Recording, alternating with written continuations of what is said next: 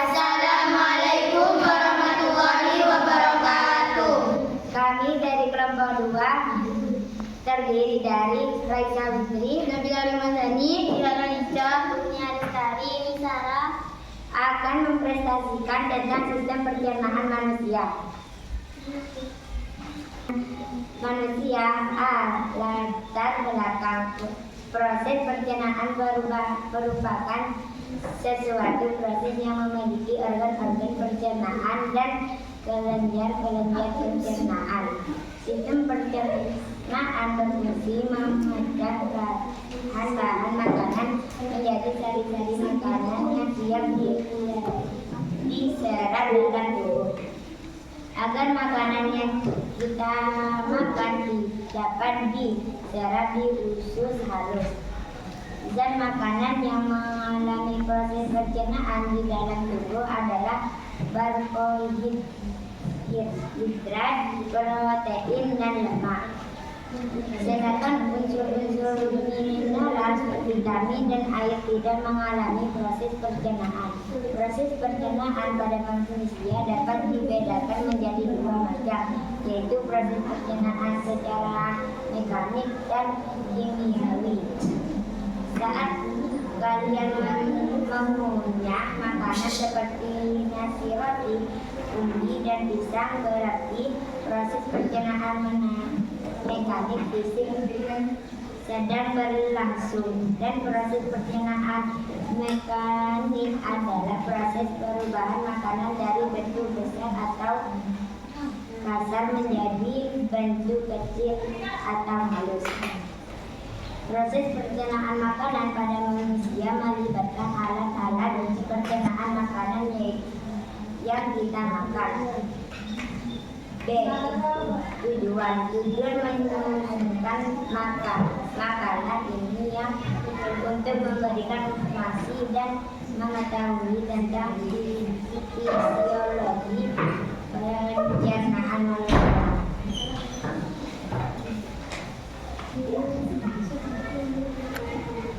A. Pengertian. Sistem pencernaan adalah proses menerima makanan merupakan menjadi energi dan mengeluarkan sisa proses pertumbuhan. Berdasarkan prosesnya, pencernaan makanan pada manusia terdiri dari proses pencernaan mekanis, yaitu pengunyahan oleh gigi dengan dibantu lidah, serta peremasan yang terjadi di lambung, dan proses pencernaan kimiawi yang pelarutan dan pencerahan makanan oleh enzim pencernaan dengan mengubah makanan yang bermolekul besar menjadi molekul yang berukuran kecil.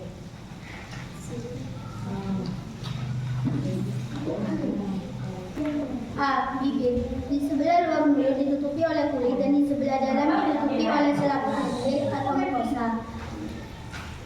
1. Palatum. Terdiri atas dua bagian, yaitu palatum ulum atau palatum keras yang disusun atas tajuk-tajuk palatum dan sebelah depan tulang maksilaris dan lebih ke belakang dari dua tulang palatum. B.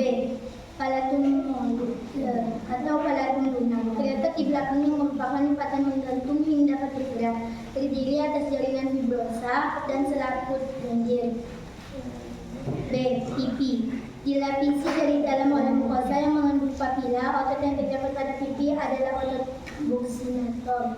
Gigi. Gigi berfungsi untuk mengunyah makanan sehingga makanan menjadi halus. Gigi dapat dibedakan atas 4 macam, yaitu gigi seri, gigi taring, gigi geraham depan, dan gigi geraham belakang.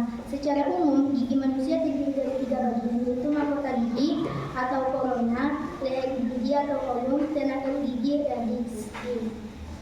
Leher gigi merupakan bagian gigi yang terlindung dalam gusi, sedangkan akar gigi merupakan bagian gigi yang tertanam di dalam rahang. D. Lidah.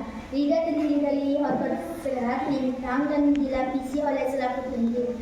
Kerja otot lidah ini dapat digerakkan ke seluruh arah. Lidah dibagi menjadi 3, yaitu radix linguae, pangkal lidah, dorsum linguae, punggung lidah, apex linguae, ujung lidah.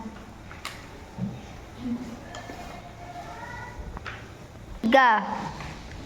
Pada bagian lidah yang belakang terdapat epiglotis yang berfungsi untuk menutup jalan nafas pada waktu kita menelan makanan, supaya makanan jangan masuk ke jalan nafas. Kelenjar ludah merupakan kelenjar yang mempunyai duktus yang bermakna duktus Wortoni dan duktus Petersoni. Kelenjar ludah ini ada dua, yakni kelenjar ludah bawah rahang, kelenjar submaxillaris yang terdapat di bawah tulang rahang atas pada bagian tengah. Kelenjar ludah bawah lidah, kelenjar sublingualis yang terdapat di sebelah depan di bawah lidah. Di bawah kelenjar ludah bawah rahang dan kelenjar ludah bawah lidah di antara lipatan bawah lidah bagian bawah dan lidah disebut frontula sublingualis serta secretionnya berupa kelenjar ludah saliva.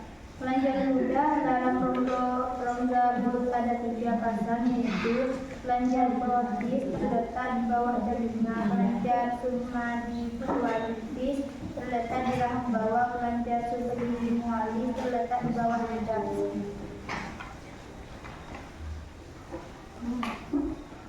Ludah berfungsi untuk memudahkan menelan makanan.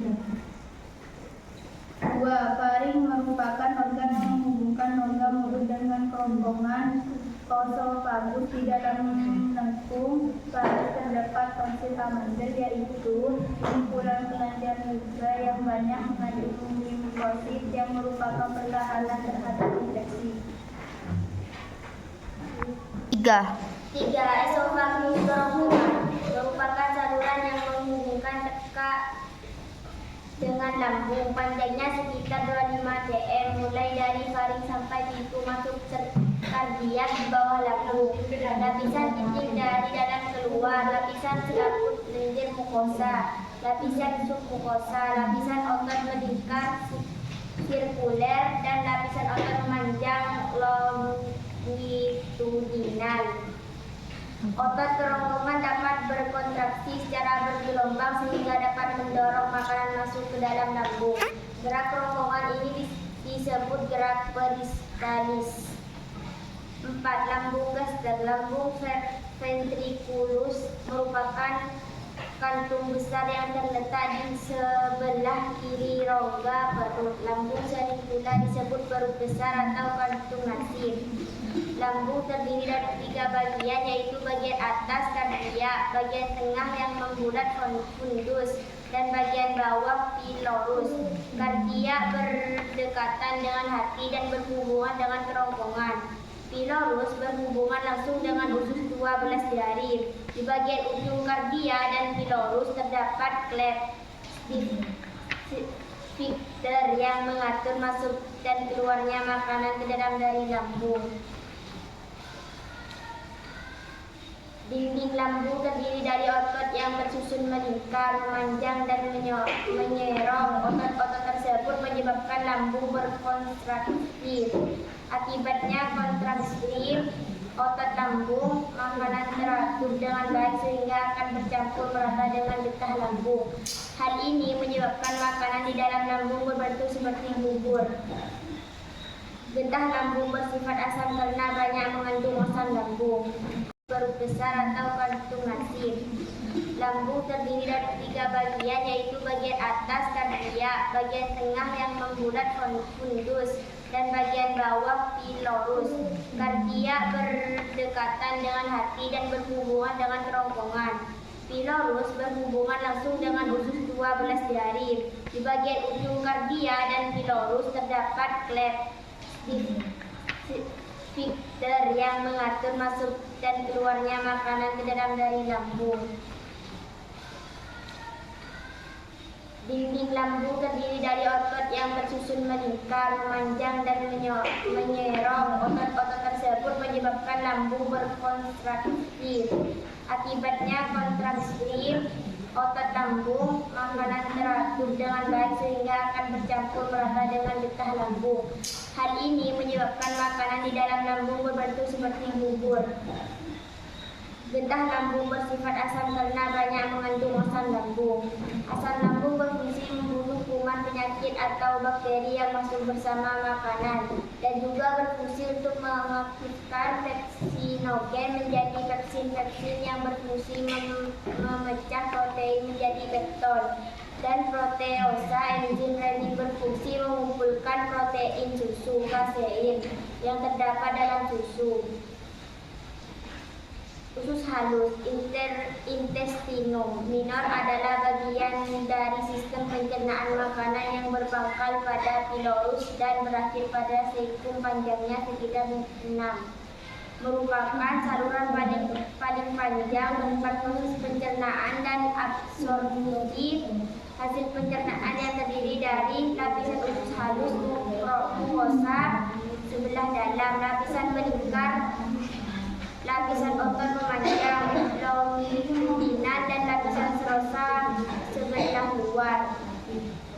Bagian-bagian usus halus tersebut juga usus 12 jari, panjangnya sekitar 25 cm, berbentuk sepatu kuda melengkung ke kiri.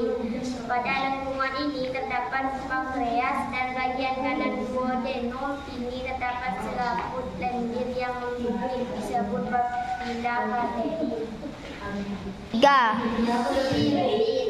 Garam berfungsi mengumpulkan lemak dan lemak dari kewarnaan kecoklatan menjadi hasilkan dengan cara perbakaran sel. Darah merah yang sudah tua di hati. Pankreas menghasilkan getah pankreas yang mengandung enzim sebagai berikut.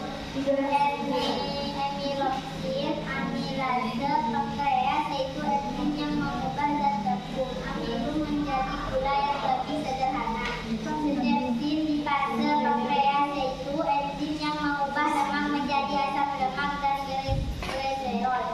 Tripsinogen yang belum aktif diaktifkan menjadi tripsin yaitu enzim yang mengubah protein yang pepton menjadi dipeptida dan asam amino yang siap diserap oleh usus halus. Dinding duodenum mempunyai lapisan mukosa yang banyak mengandung kelenjar yang disebut kelenjar bekerja berfungsi untuk memproduksi getah intestinum. 2. Dan mempunyai panjang sekitar 6 meter. 2/5 bagian atas adalah ileum dengan panjang sekitar 2-5 meter dan ileum dengan panjang sekitar 4-5 meter. Lekukan ileum dan ileum mendekat pada dinding abdomen posterior dengan perentaran lipatan peritoneum yang berbentuk tingkat di kanan sebagai mesenterium. Dinding halus juga menghasilkan getah usus halus yang mengandung enzim sebagai berikut. Maltosa berfungsi mengubah maltosa menjadi glukosa. Laktase berfungsi mengubah laktosa menjadi glukosa dan galaktosa. Sukrase berfungsi mengubah sukrosa menjadi glukosa dan fruktosa. Tripsin berfungsi mengubah pepton menjadi asam amino. Enterokase berfungsi mengaktifkan triosinogen enzim yang dihasilkan pankreas. Asam lemak dan gliserol bersama membentuk suatu larutan yang disebut sel. Pada saat bersentuhan dengan sel ini,